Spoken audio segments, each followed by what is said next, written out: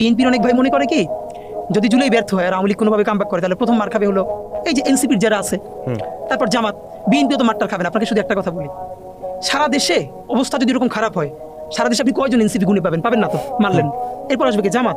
ভাই জামাত তো আন্ডারগ্রাউন্ডে পলিটিক্স করেই অভ্যস্ত, সে হইল রিমোট কন্ট্রোলের মতো। নইলে সে হাসিনার আমলে গত 17 বছর কেমনি পলিটিক্স করছে, তাই না? তার তো প্র্যাকটিস আছে। যেই দেখবে সে রিমোট কন্ট্রোল দেখবে কেউ নাই। এবার বলেন এনসিপিও নাই, জামাতও নাই, আর আমার মতো ওসমান আদি কয়জন? এতে একবারই মাইরে দিবেন গেল। এরপর বলেন তো আওয়ামী লীগের সামনে শত্রু কে? একমাত্র বিএনপি। কারণ বিএনপির আন্ডারগ্রাউন্ড পলিটিক্স করারও প্র্যাকটিস নাই, আর তার লক্ষ লক্ষ মানুষ। আরো ভয়ঙ্কর হইলো, বিএনপি যত স্টেপ নিক, এটা তো সত্য, তার তৃণমূলে লোকজন চাঁদাবাজি করছে। তো যেই আওয়ামী লীগের কাছ থেকে চাঁদাবাজি করছে তারা লিস্ট করে রাখছে না, রাখছে।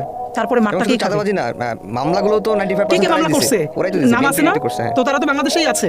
এই জন্য আপনাদেরকে একটা কথা বলি, প্লিজ, ওই যে একটা বলে না যে বন্ধু তোমার লাল টুকটুকে স্বপ্নটাকে বেছো না, তা আমরা এভাবে বলি যে নিজের রাজনীতি করেন, যা ইচ্ছা তাই করেন, কিন্তু প্লিজ লাল টুকটুকে জুলাইটারে বেঁচে দিয়ে না।